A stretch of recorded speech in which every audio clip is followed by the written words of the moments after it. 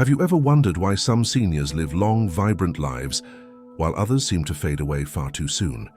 It's easy to believe it's all about luck or genetics, but the truth is far more personal, and, believe it or not, full of hope. There are hidden patterns, invisible habits that slowly, silently determine whether your future will be full of freedom or limitations. Imagine a tiny crack forming inside a wall. At first, it's too small to notice. The house looks strong, untouched from the outside, but day after day that little crack spreads, weakens the foundation, until one day the wall collapses without warning. That's exactly how these habits work after 60.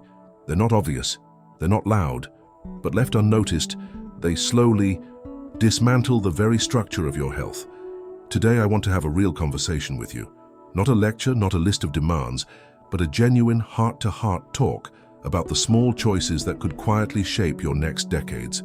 Because you deserve to understand what's truly happening, and more importantly, you deserve to know how to change it. Let me introduce you to two men, Richard and Samuel, both full of dreams after retirement, both looking forward to years of rest, travel, time with family, and new adventures. On the outside, they seemed so similar, strong, optimistic, grateful for the life they had built.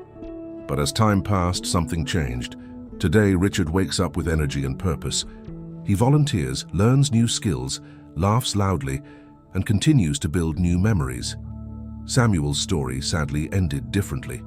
His decline was gradual. At first, it was just tiredness, a few cancelled plans, some skipped walks. Then it became more illnesses, hospital visits, and eventually, his life ended far earlier than anyone had expected. It wasn't sudden, it wasn't obvious. But looking back, the signs were there all along.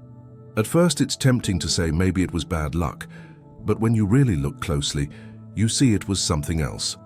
Both men came from similar backgrounds, both had access to healthcare, both wanted to live fully, but Richard consistently did something Samuel gradually stopped doing. He moved. Movement, simple, daily, natural movement, is one of the clearest predictors of longevity after 60, and the science is undeniable. Research from the National Institute on Aging shows that regular movement can cut the risk of early death by up to 48%. Not marathon running, not heavy lifting at the gym, just simple, consistent activity that keeps the body alive and alert. Richard understood this instinctively. He didn't train for triathlons. He didn't push his limits. He simply respected his body's need to stay in motion, a walk around the block, stretching while listening to his favorite music, bending, lifting, moving, little actions that sent powerful signals to his heart, his muscles, and his brain. I'm still here. I still need you strong. Samuel, on the other hand, began to slow down without even realizing it. He started sitting longer, moving less, saying no to small invitations, telling himself it was fine, that he deserved to rest after all those hard-working years. And here's the dangerous part. The decline doesn't feel dangerous at first. It feels cozy, it feels harmless, until one day you realize your body no longer answers the way it used to. If you don't use it, you lose it. It's a simple truth, and it doesn't just apply to muscles. It applies to balance, heart strength, lung capacity, mental sharpness, all of it. Now, I want to ask you gently, without judgment, how much have you moved today? Not miles, not steps, just how much have you honored your body's natural need for motion? Because every tiny movement is a message to your future self. I'm choosing life. If this is resonating with you even a little, I invite you to comment below. I choose to keep moving. Because that small act of choosing matters. Movement is the first invisible thread we're uncovering today. But there's another thread just as powerful that quietly shortens lives. And it has nothing to do with muscles or joints. It's something even more subtle, something that lives inside the heart. Let's talk about it next. The second invisible thread, the one that silently pulls so many seniors into an early grave, isn't physical. It's emotional. It's the quiet drift into isolation. It rarely starts with a big event. It's not about anger or drama. It's subtle. It's missing one gathering, then feeling too tired for the next one, then thinking, maybe no one will notice if I don't call today. That's exactly what happened to Samuel. At first, it was just little things. He skipped a few meetups with friends. He stopped calling his brother as often. He chose to stay, rather than attend small events. He told himself it was no big deal, that he preferred the quiet, that it was normal to slow down socially with age. But science paints a different, much more urgent picture. Research from the American Psychological Association shows that loneliness increases the risk of early death by almost 30%. Loneliness doesn't just hurt emotionally. It physically weakens the body's systems. It raises stress hormones, it inflames the heart and blood vessels, it damages the immune system, it speeds up cognitive decline. In other words, loneliness isn't harmless, it's deadly. Richard faced loneliness too, of course he did. Everyone loses people along the way, but he made a powerful decision to keep reaching out. He didn't wait to feel like it. He called friends even when it felt awkward. He said yes to community activities even when he was tired. He kept conversations alive, even when they were simple, even when they were short. And that effort, small as it sometimes felt, saved his life. Connection feeds more than your heart, it feeds your brain. It strengthens your immune system. It gives your body a reason to fight, to heal, to wake up with energy. So let me ask you, and please hear this with love, when was the last time you reached out without waiting for someone else to make the first move? When was the last time you picked up the phone just to say, I was thinking about you? Not out of obligation, not because you had something to ask, just to connect.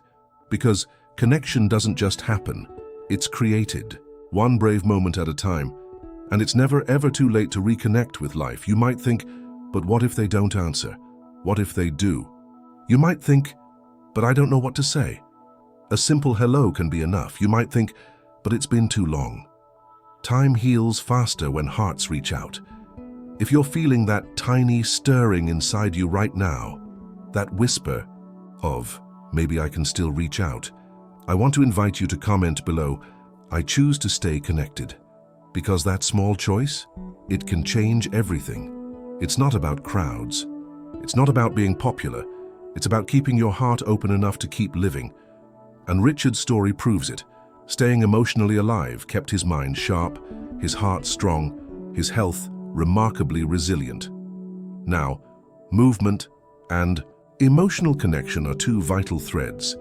But there's a third one, a thread that often breaks silently, unnoticed, leaving lives smaller and shorter than they needed to be. It's not about the body. It's not even about relationships. It's about the deepest force inside you, the force of purpose, and that's where we're heading next. The third invisible thread, the one that often seals a person's fate far earlier than it should, is losing a sense of purpose. Not loudly, not with a declaration, but silently in small, everyday moments. You see, the human spirit is built for meaning. We don't just survive on food, water, and sleep. We survive on purpose, a reason to get up in the morning, a reason to keep moving forward. Richard never let go of his sense of purpose. It wasn't dramatic. He didn't become famous. He didn't start a new career. He simply kept finding small reasons to matter, helping a neighbor fix a fence, teaching a young man how to garden, volunteering a few hours a week to read to children, starting a book club with old friends. These weren't massive projects, but they were anchors. They gave his days shape, energy, and forward motion. Samuel sadly didn't see the need. He told himself retirement meant it was time to finally rest. But as the days stretched empty ahead of him, something inside began to fade. Without a reason to stretch, grow, or serve, his body and mind followed the spirit's quiet surrender, and science supports what their lives revealed. The Rush Memory and Aging Project found that seniors with a strong sense of purpose are almost 50% less likely to die early, even when accounting for physical health differences. Purpose doesn't have to be complicated. It doesn't have to be perfect. It just has to feel real and to you. Maybe it's painting again after decades. Maybe it's calling one grandchild every week just to listen. Maybe it's showing up at the local community center to see how you can help. Maybe it's simply deciding, today I'm going to smile at every person I meet. Purpose isn't about big achievements. It's about small sparks of meaning that light your path even on hard days. And here's the beautiful truth. It's never too late to find a new purpose or to revive an old one. If you're breathing, you still have something to offer. If you're alive, you still have something to receive. I want to ask you, gently but directly, what small purpose could you choose today? What small act could remind you, and the world, that you're still writing your story? If even a tiny answer is forming in your mind right now, that's your soul whispering, "I'm not done yet." If you're feeling it, even faintly, I invite you to comment below, "I choose purpose every day." Because choosing purpose is choosing life. It's refusing to be defined by numbers or aches or losses. It's claiming every breath as meaningful, even the quiet ones. Richard isn't thriving today because he never faced hardship. He's thriving because he refused to let hardship steal his movement, his connection, or his purpose. And you, right now, have that same power. You don't have to rebuild everything overnight. You don't have to change your whole life today. You just have to take one step, one movement, one connection, one new purpose. Every small choice you make now is a thread you weave into a future stronger, freer, and more joyful than you ever thought possible. If this video spoke to you, if it stirred something awake inside you, share it with someone you love. Sometimes one conversation changes a life. And if you want to keep walking this journey of strength, hope, and vitality, subscribe to the channel and hit the notification bell, because here we believe the best days aren't behind you. They're ahead. You're not too late, you're right on time, and the best is yet to come.